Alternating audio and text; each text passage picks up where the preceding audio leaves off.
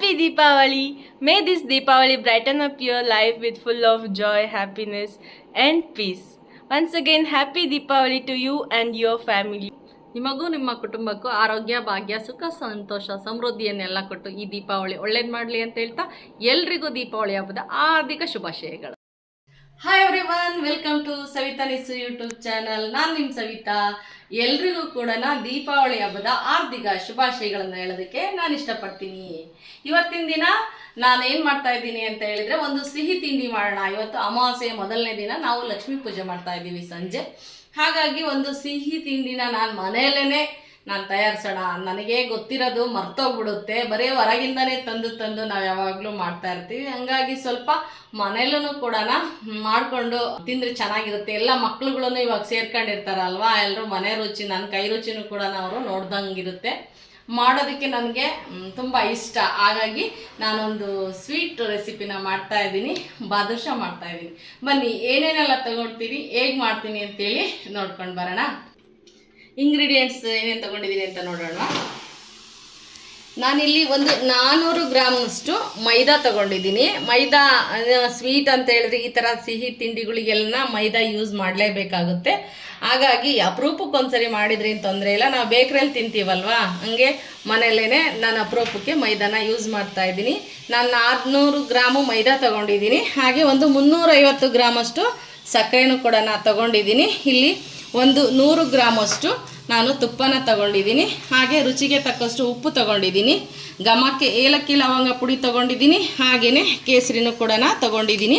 ಹಾಗೆಯೇ ಇದು ಟ್ರಿಕ್ಸ್, ಇದು ಪೂರ್ತಿ ವಿಡಿಯೋ ನೋಡಿದರೆ ನಿಮಗೆ ಗೊತ್ತಾಗುತ್ತೆ ನಾನು ಲೆಮನನ್ನು ಯಾಕೆ ಯೂಸ್ ಮಾಡ್ತಾ ಇದ್ದೀನಿ, ಯಾವಾಗ ಯೂಸ್ ಮಾಡ್ತೀನಿ ಅಂತೇಳಿ.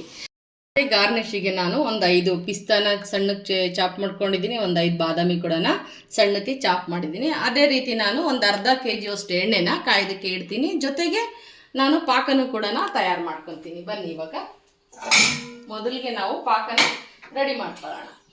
ಇವಾಗ ನಾನು ಸಕ್ಕರೆ 350 ಗ್ರಾಮ್ ಅಷ್ಟು ತೊಗೊಂಡಿದ್ನ ಅದನ್ನು ಹಾಕ್ಬಿಟ್ಟು 300 ml ಅಷ್ಟು ನೀರನ್ನು ಹಾಕಿದ್ದೀನಿ. 350 ಗ್ರಾಮು ಸಕ್ಕರೆಗೆ ಇದು ಇವಾಗ ಪಾಕ ಬರಲಿ ಅಷ್ಟರೊಳಗೆ ನಾನು ಹಿಟ್ಟನ್ನು ಕಲಸೋಣ. ಯಾಕೆ ಅಂತಂದರೆ ಅದು 1 ಗಂಟೆಗಳ ಕಾಲ ನೆನಿಬೇಕು.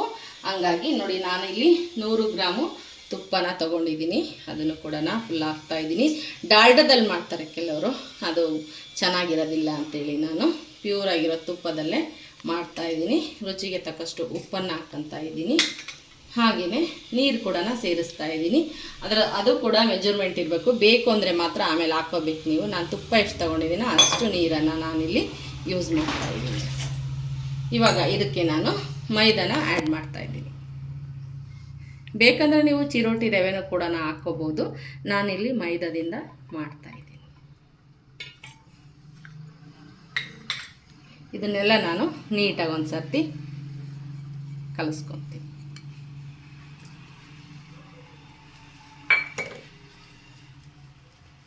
ಈ ಥರನೇ ಹಿಟ್ಟನ್ನು ಕಲಸಿದ್ರೆ ನಮಗೆ ಪದರವಾಗಿ ಚೆನ್ನಾಗಿ ಬರುತ್ತೆ ಅನ್ನೋ ಉದ್ದೇಶದಿಂದ ಹಿಟ್ಟುಗಳನ್ನ ಯಾವುದೇ ನೀವು ಹೋಳ್ಗೆ ಹಿಟ್ಟಾಗಿರಲಿ ಯಾವುದೇ ಈ ಥರನೇ ಕಲಿಸ್ಬೇಕು. ನೋಡಿ, ನಾನು ಮೆಜರ್ಮೆಂಟಿಗೆ ಹಾಕಿದ್ನಲ್ಲ ಅಷ್ಟರಲ್ಲೇ ಯಾವ ಥರ ಆಯಿತು. ತುಪ್ಪ ಮತ್ತು ಉಪ್ಪು, ನೀರು. ಬೇಕು ಅಂದರೆ ಮಾತ್ರ ಸ್ವಲ್ಪ ನೀರನ್ನು ನೀವು ಸ್ಪ್ರೆಡ್ ಮಾಡಿಕೊಂಡು ಕಲಿಸ್ಕೋಬೇಕಷ್ಟೇ. ನಾನಿವಾಗ ಸ್ವಲ್ಪ ನೋಡಿ ಇಷ್ಟೇ ಹಾಕ್ಕೊತಾ ಇದ್ದೀನಿ. ಇದೆಲ್ಲ ಕೂಡಿಸ್ಕೊಂಡು 1 ಗಂಟೆಗಳ ಕಾಲ ಇದು ನೆನ್ಕೋಬೇಕು. ಚೆನ್ನಾಗಿ ನೆನೆಯೋದಕ್ಕೆ ಇಡ್ತೀನಿ ನಾನು ಕಲಸಿ. ನೋಡಿ, ಈ ಥರ ಆಗಬೇಕು. ಈ ಥರ ಎಲ್ಲ ಉಂಡೆ ಮಾಡಿಬಿಟ್ಟು ನಾವು ಒಂದು ಬೌಲಿಗೆ ಹಾಕಿ 1 ಗಂಟೆಗಳ ಕಾಲ ಇದು ನೆನೆಯೋದಕ್ಕೆ ಇಡಬೇಕು. ಈ ಥರ ಸಾಫ್ಟಾಗಿರಬೇಕು, ಚಪಾತಿಗಿಂತ ಸಾಫ್ಟಾಗಿರಬೇಕು. ಇದು ಒಂದು ಎಳೆ ಪಾಕ ಬರಬೇಕು. ತೋರಿಸ್ತೀನಿ ಯಾವ ಥರ ಬರಬೇಕು ಅಂತೇಳಿ. ಇದು ಕೂಡ ನೋಡ್ತಾ ಇದ್ದೀರಾ, ಈ ಥರ ನೋಡಿರಿ ಬಬಲ್ಸ್ ಥರ ಬಂದಿದೆ ಅಂದರೆ ಬಂದಿದೆ ಅಂತೇಳಿ ಪಾಕ. ನೋಡಿ, ಇವಾಗ ಪಾಕ ಸಾಕು, ಇಷ್ಟು ಬಂದರೆ ಸಾಕು. ಆಮೇಲೆ ಈ ಥರ ನಿಧಾನ ಇದ್ದರೆ ಪಾಕ ಬಂದಿದೆ ಅಂತ ಇದನ್ನ ಆಫ್ ಮಾಡ್ಕೊಳ್ಳೋಣ. ಆಫ್ ಮಾಡಿದ ನಂತರ ಘಮಕ್ಕೆ ಏಲಕ್ಕಿ ಲವಂಗ ಪುಡಿ ತೊಗೊಂಡಿದ್ನಲ್ಲ ಅದನ್ನು ಕೂಡ ಸೇರಿಸ್ತಾ ಇದ್ದೀನಿ. ಜೊತೆಗೆ ಒಂದು 4-5 ಎಸಳು ಕೇಸರಿಯನ್ನು ಕೂಡ ಹಾಕ್ತಾಯಿದ್ದೀನಿ. ಇದಕ್ಕೆ ನಿಂಬೆಹಣ್ಣು ತೊಗೊಂಡಿದ್ದೆ ಯಾಕೆ ಅಂತ ಹೇಳಿದ್ನಲ್ವ ನಿಮಗೆ. ನೋಡಿ, ಇದು ಬಾದುಷಾ ಮೇಲೆ ಬಿಳಿ ಬಿಳಿ ಥರ ಕಟ್ಕೋಬಾರ್ದು, ಆಮೇಲೆ ಕಲ್ಲಾಗಬಾರ್ದು ಸಕ್ಕರೆ ಅಂತ ಹೇಳ್ಬಿಟ್ಟು ನಾನು ಒಂದು 1/4 ಭಾಗದಷ್ಟು ನಿಂಬೆಹಣ್ಣು ಮಾತ್ರನ ಇದಕ್ಕೆ ಹಾಕಬೇಕು. ಆಮೇಲೆ ಗಟ್ಟಿ ಆಗಲ್ಲ ಒಂದು ಸಕ್ಕರೆ ಪಾಕ. ಆಮೇಲೆ ಬಾದುಷಾ ಮೇಲೆ ವೈಟ್ ಹಂಗೆ ಕೂರಲ್ಲ ಅನ್ನೋ ಉದ್ದೇಶದಿಂದನ ನಿಂಬೆಹಣ್ಣನ್ನು ಹಾಕ್ತಾಯಿದ್ದೀನಿ. ಇದನ್ನು ನಾನು ಪಕ್ಕಕ್ಕೆ ಎತ್ತಿಟ್ಟು ಇವಾಗ ಹಿಟ್ಟು ನೆನ್ಕೊಂಡಿರುತ್ತೆ, ಅದನ್ನು ರೆಡಿ ಮಾಡ್ಕೊಳ್ಳೋಣ ಬಾದುಷಾಗೆ. ಹಾಗೆ ಒಂದು ಅರ್ಧ kg ಅಷ್ಟು ಎಣ್ಣೆನ ಕಾಯೋದಕ್ಕೆ ಇಡೋಣ. ನಾನು ಹಿಟ್ಟನ್ನೇನು ರೆಸ್ಟ್ ಮಾಡೋಕ್ಕೆ ಇಟ್ಟಿದ್ದನ್ನ ಎಲ್ಲ ಒಂದು ಸರ್ತಿ ಇದನ್ನು ನೀಟಾಗಿ ಹಿಟ್ಟನ್ನು ನಾದ್ಕೊಂಡು, ನೀವು ಲತೋಡಿಲಾದ್ರೂ ಲಟ್ಟಿಸ್ಕೋಬೋದು ಅಥವಾ ಕೈಯಲ್ಲೇ ಪ್ರೆಸ್ ಮಾಡಿ ಒಂದು 4-5 ಸರ್ತಿ ಈ ಥರ ಎಲ್ಲ ಮಾಡಿಬಿಟ್ಟು ಚಾಕು ತಗೊಂಡು ಈ ಥರ ಕಟ್ ಮಾಡಿಬಿಟ್ಟು ಮತ್ತೆ ಈ ಥರ ಹಾಕಿ ಮತ್ತೊಂದು ಸರಿ ಒಂದು 4-5 ಸರಿ ಈ ಪ್ರೊಸೀಜರ್ ಮಾಡಿಕೊಂಡ್ರೆ ನಮಗೆ ಪರೋಟ ಥರ ನೀಟಾಗಿ ಲೇಯರ್ ಥರ ಬರುತ್ತೆ, ಚೆನ್ನಾಗಿರುತ್ತೆ.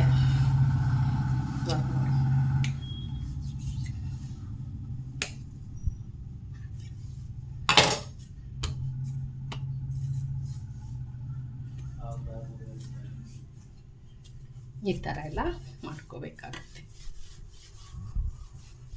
ಒಂದ್ಸರಿ ಬೇಕು ಅಂದರೆ ನೀವು ಇಲ್ಲ ಆಗಲ್ಲ ಕೈಯಲ್ಲಿ ಅಂದರೆ ಒಂದ್ಸರಿ ಲತೋಡೆಲೇನು ಕೂಡ ನೀವು ಲಟ್ಟಿಸ್ಕೋಬೋದು. ಈ ಥರ ಎಲ್ಲ ಮಾಡಿಕೊಂಡು ನೀವು ಕಟ್ಟರ ಮಾಡ್ಕೋಬೋದು. ಇಲ್ಲ ನಾವೇನು ಹಪ್ಳದ ಉಳ್ಳಿ ಎಲ್ಲ ಮಾಡ್ತೀವಲ್ವ, ಆಮೇಲೆ ಹೋಳಿಗೆ ಎಲ್ಲ ಉಜ್ಜೋದಕ್ಕೆ, ಆ ಥರನ ಸ್ವಲ್ಪ ದಪ್ಪನಾಗಿರೋ ಉಳ್ಳಿನ ಮಾಡ್ಕೋಬೇಕಾಗುತ್ತೆ. ನಾನಿಲ್ಲಿ ಈ ಥರ ಕಟ್ ಮಾಡ್ತೀನಿ. ಈ ಥರ ಮಾಡಿಕೊಂಡು ಒಂದು ಸರ್ತಿ ಎಲ್ಲನ ಸಾಫ್ಟಾಗಿ ಗುಂಡುಗೆ ಮಾಡಿಕೊಂಡು ನಮಗೆ ಯಾವ ಸೈಜಲ್ಲಿ ಬೇಕೋ ಆ ಸೈಜಲ್ಲಿ ಉಂಡೆಗಳನ್ನ ಮಾಡಿಟ್ಕೊಂಡು ಅದನ್ನು ರೆಡಿ ಮಾಡ್ಕೋಬೇಕು. ತೋರಿಸ್ತೀನಿ ನಾನು ನಿಮಗೆ ಯಾವ ಥರ ಮಾಡೋದು. ಒಂದು ಅರ್ಧ kg ಅಷ್ಟು ಎಣ್ಣೆನ ನಾನು ಕಾಯೋದಕ್ಕೆ ಇಡ್ತೀನಿ. ಗಳನ್ನು ಮಾಡ್ಕೊಳ್ಳೋಣ ಬಾದುಷಾ ಉಂಡೆಗಳು ಎಲ್ಲ ಮಾಡಿಕೊಂಡು ನಾವು ಈ ಥರ ಮಾಡಿ, ಈ ಥರ ಒಳಗೆ ಹೋಲಾಗಬಾರ್ದು, ಈ ಥರ ಲೈಟಾಗಿ ಒಂದು ಗುಂಡಿ ಥರ ಮಾಡ್ಕೋಬೇಕು. ಅಂದರೆ ಹೋಲ್ಸ್ ಚಿಕ್ಕದಾಗಿ ಈ ಥರ ಮಾಡಿಕೊಂಡು ನಮ್ಮದು ಇದಿರುತ್ತಲ್ಲ ಎಂಡು ಕೈದು, ಅದರಿಂದ ಒಂದು ಸರಿ ಪ್ರೆಸ್ ಮಾಡಿ ನಾವು ಒಂದು ಹೋಲನ್ನು ಕೊಡಬೇಕು. ಫುಲ್ ಹೋಲ್ ಬೇಡ, ಈ ಥರ ಟ್ರಾನ್ಸ್ಪರೆಂಟಾಗಿ ಕಂಡ್ರಾಯ್ತು. ಎಲ್ಲ ಕಡೆನೂ ಪಾಕ ಹೋಗಬೇಕು ಅನ್ನೋ ಉದ್ದೇಶದಿಂದ ನಾವು ಈ ಥರ ಒಂದು ಗುಂಡಿನ ಮಾಡ್ಕೊತೀವಿ.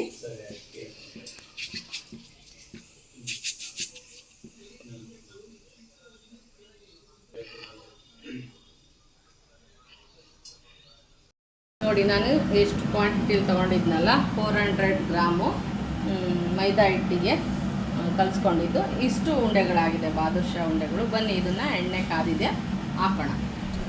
ಇವಾಗ ಎಣ್ಣೆ ಕಾದಿದೆ ಹಾಕೋಣ.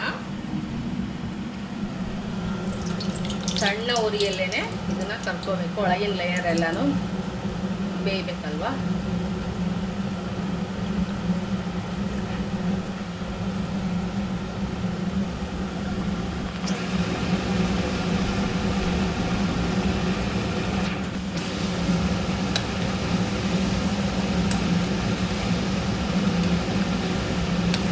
ಸಣ್ಣ ಉರಿಯಲ್ಲೇ ಚೆನ್ನಾಗಿ ಸ್ವಲ್ಪ ಬೇಯಬೇಕಿದ್ದು.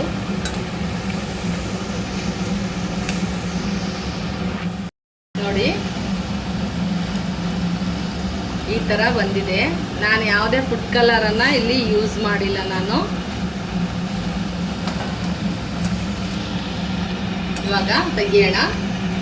ಸಣ್ಣ ಉರಿಯಲ್ಲೇ ಸ್ವಲ್ಪ ನಿಧಾನ ಆಗುತ್ತೆ, ನಿಧಾನವಾಗಿಯೇ ಕರ್ಕೋಬೇಕು. ಜೋರು ಉರಿ ಇಟ್ಟರೆ ಕೆಂಪಾಗಿಬಿಡುತ್ತೆ, ಒಳಗಡೆ ನೀಟಾಗಿ ಫ್ರೈ ಆಗಿರಲ್ಲ ಮೈದಾ.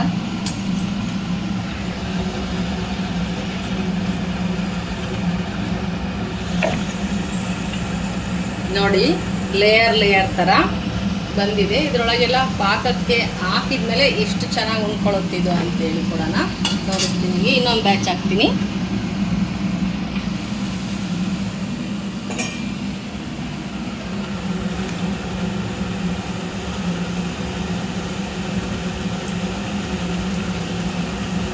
ಬನ್ನಿ, ಇವಾಗ ಈ ಬ್ಯಾಚ್ ಆಗಿರೋದನ್ನ ನಾನು ಪಾಕದಲ್ಲಿ ಒಂದು 10 ನಿಮಿಷ ಹಾಕಿ ಬಿಡಬೇಕಾಗುತ್ತೆ. ಇದೆಲ್ಲ ರಸ ಕುಡ್ಕೋಬೇಕಲ್ವಾ, ಹಂಗಾಗಿ ನಾನು ಈ ಪಾಕದೊಳಗೆ ಹಾಕ್ತಾ ಇದ್ದೀನಿ.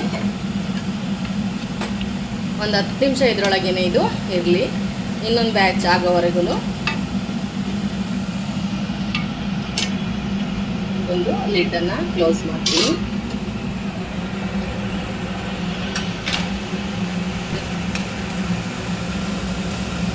ನೋಡಿ ಯಾವ ಥರ ಬರ್ತಾ ಇದೆ ಅಂತ.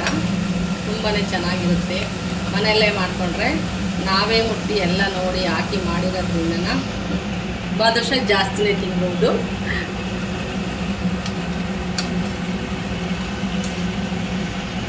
ಎಲ್ಲ ಮುಗಿದ್ಮೇಲೆ ಯಾವ ಥರ ಬಂದಿದೆ, ಹೇಗಾಗಿದೆ ಅಂತೇಳಿ ನಾನು ಈ ಥರ ಬಂದಿದೆ ಬಾದುಷಾ. ಸ್ವಲ್ಪ ಇದು ಸಮಾಧಾನವಾಗಿ ನಾವು ಇದು ರೆಸಿಪಿನ ಮಾಡಬೇಕು. ಸ್ವಲ್ಪ ಅದೆಲ್ಲ ಇದನ್ನು ಸಕ್ಕರೆ ಪಾಕ ಚೆನ್ನಾಗಿ ಕುಡ್ಕೊಂಡ್ಮೇಲೆ ಅದು ಸ್ವಲ್ಪ ಡ್ರೈ ಆದಮೇಲೆ ನಾವು ಸರ್ವಿಂಗ್ ಬೌಲ್ಗೆ ಅಥವಾ ಸರ್ವಿಂಗ್ ಪ್ಲೇಟ್ಗೆ ನೀಟಾಗಿ ಹಾಕಿ ಈ ಥರ ಡೆಕೋರೇಷನ್ ಮಾಡಿಕೊಂಡ್ರೆ ನೋಡೋದಕ್ಕೂ ಚೆನ್ನಾಗೆ, ತುಂಬ ತಿನ್ನೋದಕ್ಕೂ ತುಂಬಾ ಚೆನ್ನಾಗಿರುತ್ತೆ. ನೋಡಿ ಈ ಥರ ಬಂದಿದೆ. ನೋಡಿ ಬಾದುಷಾ ಟೆಕ್ಸ್ಚರ್ ಯಾವ ಥರ ಬಂದಿದೆ ಅಂತೇಳಿ ತೋರಿಸ್ತೀನಿ. ಹಾಗೆ ಟೇಸ್ಟ್ ಮಾಡಿ ಕೂಡ ತೋರಿಸ್ತೀನಿ ನಿಮಗೆ.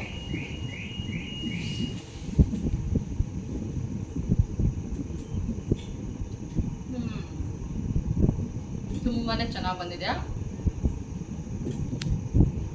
ಟೆಕ್ಸ್ಚರ್ ಎಷ್ಟು ಚೆನ್ನಾಗಿ ಬಂದಿದೆ, ಆ ಲೇಯರ್ಸ್ ಎಲ್ಲ ಮಾಡಿರೋದು ಒಳಗಡೆ ಎಷ್ಟು ಚೆನ್ನಾಗಿದೆ, ಸ್ವೀಟಿಯಾಗಿ ಎಷ್ಟು ಜ್ಯೂಸಿಯಾಗಿದೆ, ಭಾಳನೇ ಚೆನ್ನಾಗಿದೆ, ತುಂಬ ಟೇಸ್ಟಿಯಾಗಿದೆ. ಮಾಡ್ಕೊಳ್ಳಿ, ಎಲ್ಲನ ಈಸಿನೇ ಮಾಡೋದು. ಸ್ವಲ್ಪ ವೆಯ್ಟ್ ಮಾಡಿ ಮಾಡಬೇಕು ಈ ಸ್ವೀಟನ್ನು. ಒಂದೇ ಸರಿ ಮಾಡಿ ಸಡನ್ನಾಗಿ ತಿನ್ನೋಕ್ಕಾಗಲ್ಲ, ಎಲ್ಲ ಪಾಕ ಎಲ್ಲ ಕುಡ್ಕೋಬೇಕು. ಹಂಗಾಗಿ ಸ್ವಲ್ಪ ತಡ ಹಿಡಿಯುತ್ತೆ, ಆದ್ರೂ ಈಸಿ ರೆಸಿಪಿ ಅಂತ ಹೇಳೋದಕ್ಕೆ ಇಷ್ಟಪಡ್ತೀನಿ.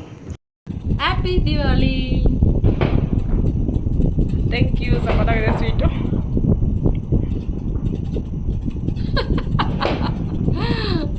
ಹಾಗೆಯೇ ನೆಕ್ಸ್ಟ್ ವಿಡಿಯೋದಲ್ಲಿ ಇನ್ನೊಂದು ರೆಸಿಪಿಯೊಂದಿಗೆ ಬರ್ತೀನಿ.